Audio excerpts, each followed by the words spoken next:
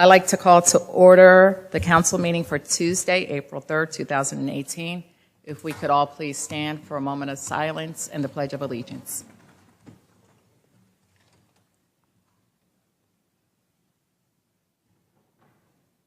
I pledge allegiance to the flag of the United States of America, to the republic for which it stands, one nation, under God, indivisible, with liberty and justice for all.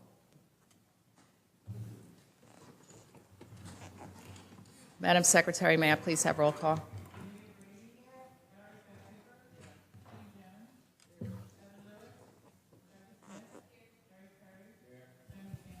Here.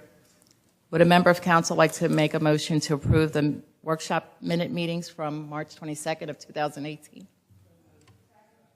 All in favor? Any nays? The ayes have it. Meeting minutes are approved. We did not have an executive session this evening. There are no presentations this evening as well. Vice President Perry, do you have any announcements? Yes. Friday, April 6th from 10 a.m. to 11 a.m. You can have a Facebook chat with the municipal administrator. You can have any question about how the municipality operates. Here's your chance to speak with the administrator live on Facebook. Anyone with Facebook profile can visit the event page on Friday and have their questions answered by the administrator live. On April 10th, which is Tuesday, from 5:30 to 7:30, there is Start Your Own Business Workshop presented by the Small Business Center, and that's at the Norristown Library. Norristown Small Business Assistance Center will be offering a free workshop where attendees can learn from experts about everything they need to know about launching a successful business.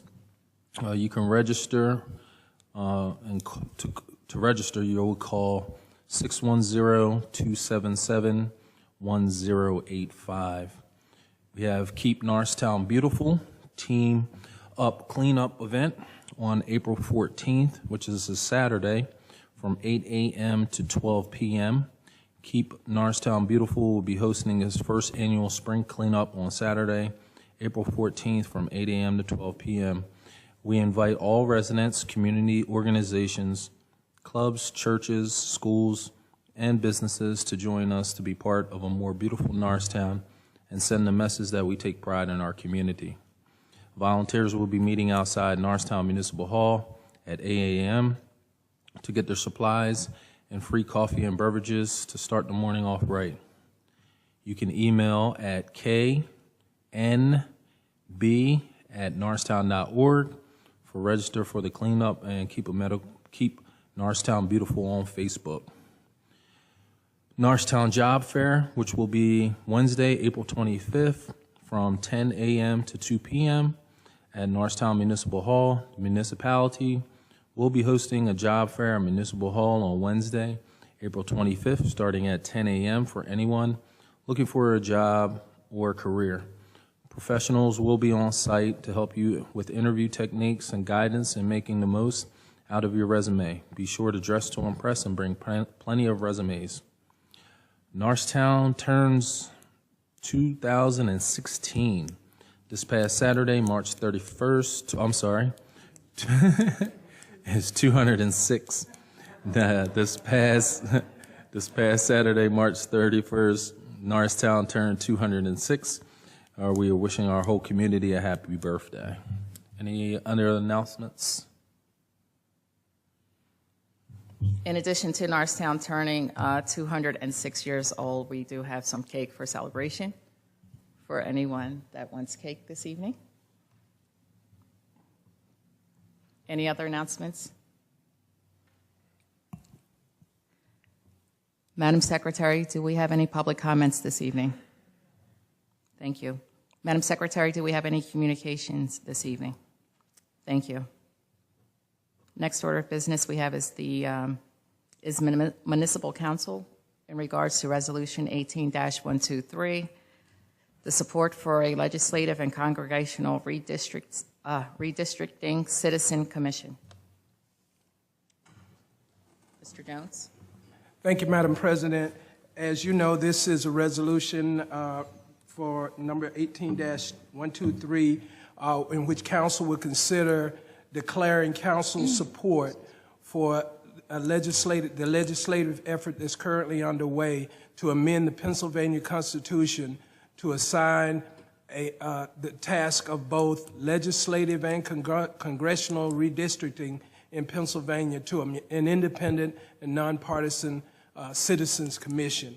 The council is desiring to do that, and this resolution is before you for your consideration.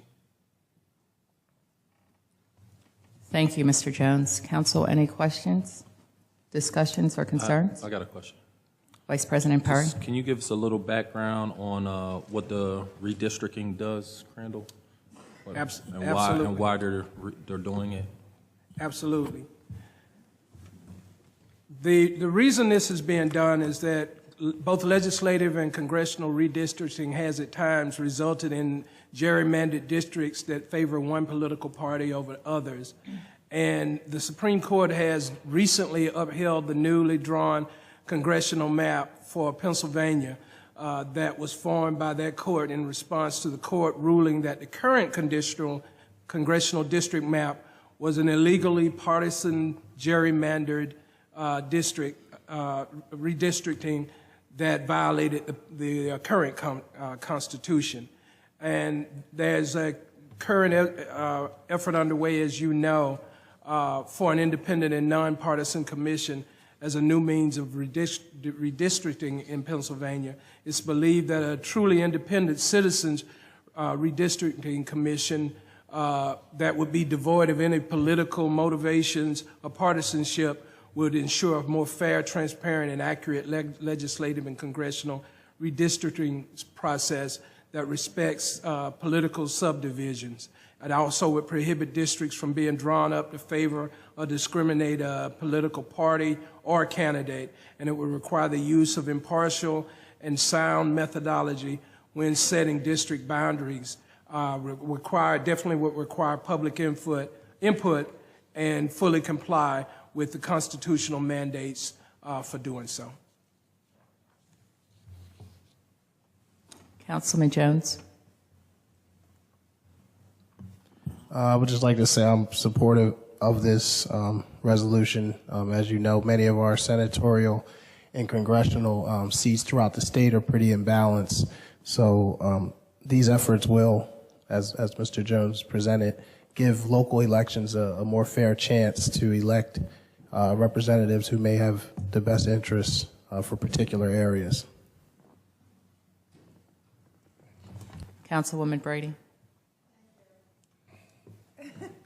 Thank you.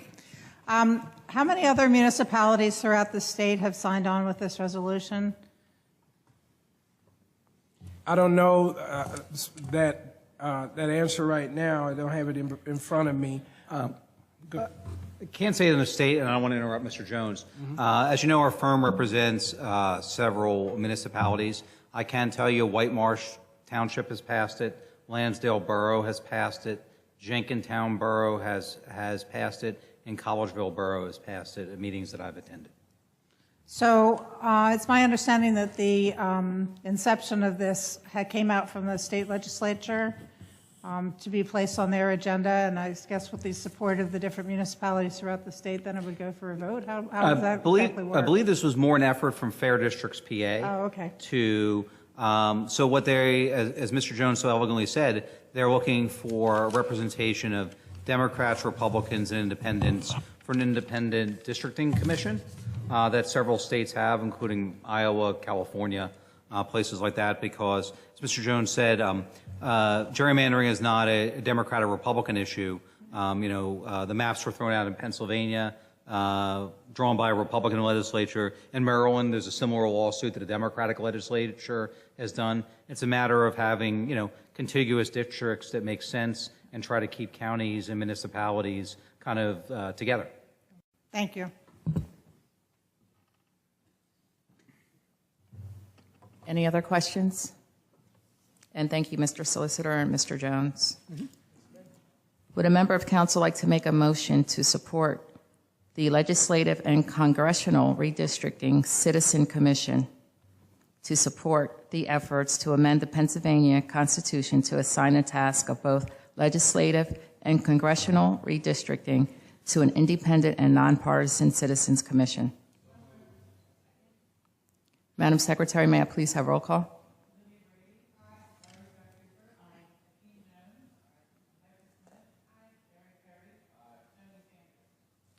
Aye. The ayes have it. Resolution 18-123 is approved and passed. Next order of business we have is from the Municipal Administrator, and that is in regards to an update on the Norristown State Hospital grounds. Thank you, Madam President. Council, as you are aware, President Sanders had asked that particularly for the public interest, that I provide an update on terms of what's happening at the state hospital grounds. There was, as you also are aware, a rumor going around that there was, contrary to the agreement that council had established with the governor, a second forensic unit being built out on the state hospital grounds. And part of the, I guess the question or the justification or concern about that had to do with a land development sign that was posted on the property. We investigated that. As a matter of fact, I spoke with the Deputy Director of the State Department of Human Services regarding what was going on. And it turns out, as I previously shared with council, it was an unfounded rumor. What is happening is in line with the agreement that council has with the governor. First is that DHS is trying to get step-down clients and remaining civil clients that are currently in Building 10 all back into Building 1, which is going to be a forensic unit, a temporary forensic unit as was agreed upon per the strategy to vacate the premises and convey the property to the municipality by the year 2022. So this is a result of them as part of the study that they undertook in terms of things they needed to do to make beds more readily available for patients who needed them. This is actually taking people out of 10 that were there and shouldn't have been there and putting them over into 1. The land development sign on the property was actually a sign that was properly obtained from a request for a permit for the planning department to undertake the development of the parking lot to support the temporary use of Building 10, as council was already aware, and as was discussed and agreed as a part of the 2022 conveyance strategy. Also, in terms of going forward, what's happening, we continue to meet on a monthly basis. Last meeting was in March, and with DHS, Department of Human Services, as well as DGS, the Department of General Services, for the state, to talk about and continue to monitor our movement.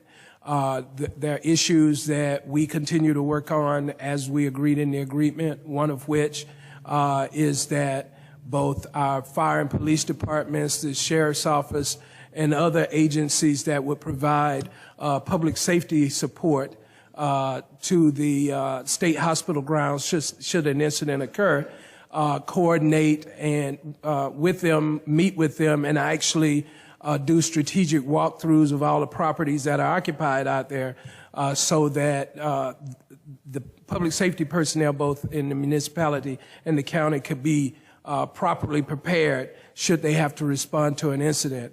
State has agreed to this. This had not been happening before. I know they had an initial meeting, and in my last meeting with the state, reiterated, and they definitely agreed to the need for them to now facilitate the walkthroughs and set a walkthrough schedule with public safety officials.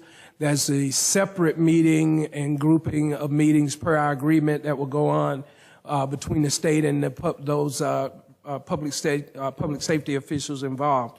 And so I'll continue to monitor that. Should there be any issues or changes with that, as reported by Chief Talbot, Chief O'Donnell to me, I'll certainly take them first to the Secretary's office to get them resolved. And if they don't get resolved, then certainly I will bring the full weight of counsel to bear in terms of getting involved in it. I think from my involvement with the Deputy Secretary, the Secretary, they seem to be earnest and serious in keeping their word in terms of how they were going to proceed, and they've done so thus far. Also, as a part of the conveyance agreement that the council has with the state is right now going through the process of interviewing a short list of developers that they maintain to do the land development study for the conveyance of the hospital property to the municipality. They anticipate having selected a firm to do that study probably sometime late April, early May, and then the actual award that would ultimately have to go to the Attorney General and then the Governor, which they don't anticipate any issues with, would be either late May, June, and the study would then be underway. And that study is designed to really take an assessment of what's out there, both above ground and below ground, so that any potential developers and the municipality would be aware of what it would take to do the development on that property, as well as give a sense of what, given the conditions on the ground, what would be desirable type uses. Ultimately, the council will have that decision in terms of what ends up being out there through your normal legislative and administrative processes. But this would be a guide, this document, and both that'll be provided to us both in hard copies and electronically, so that we can share with potential developers, will be kind of a guiding document of what would need to be done to bring the property into a development stage. So they are reviewing those proposals now. At the same time, we're doing some due diligence in terms of really meeting with we're having some early meetings with some developers to talk about proximity to existing facilities out there and how that may or may not impact development, so that we can bring that information back to the council. So at no later than, per the agreement, no later than 2020, the state and all of the other agencies out there will provide to the municipality an exit strategy for when they will vacate the property by 2022, and by 2022, no later than 2022, per that agreement, the property will be conveyed to the municipality. So things are going as council agreed, and we will continue our meetings both operationally with police and other public safety entities, and we'll continue the operational meetings and the executive meetings between myself and the state, and we'll keep council and the community apprised as appropriate. Thank you. Thank you, Mr. Jones, for that update. Are there any questions, concerns, or comments from council? Seeing none, again, Mr. Jones, thank you for clarifying to the public and dispelling the rumors in regards to the second forensic building being built. And again, none of this information is new to us, so again, this is just an awareness to the public and just to keep the public informed as to what exactly is going on. Next order of business we have is public safety. Chief Talbot, if you could, discuss Resolution 18-121, please. Thank you, Madam President. Resolution 18-121, disabled parking request. The purpose is to establish handicap parking at 1024 Cherry Street, and also to remove reserved handicap parking spaces at 561 Hamilton and 212 Forest Avenue. The residents at 1024 Cherry have medical conditions that impact their mobility and must park close to home. At 561 Hamilton and 212 Forest, the residents have passed away, unfortunately, and won't need those spaces. Thank you. Chief Talbot, just for clarification purposes, the communication that we have has 1025 Cherry Street opposed to 1024.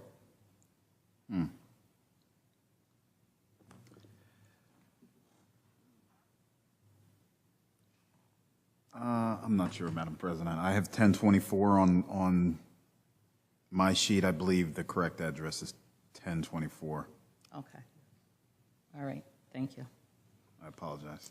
No worries. Council, any questions, comments, or concerns? Seeing none, would a member of council like to make a motion to approve handicap parking for 1024 Cherry Street and to establish the removal of reserved handicap parking space at 561 Hamilton Street and 212 Forest Avenue? Madam Secretary, may I please have roll call?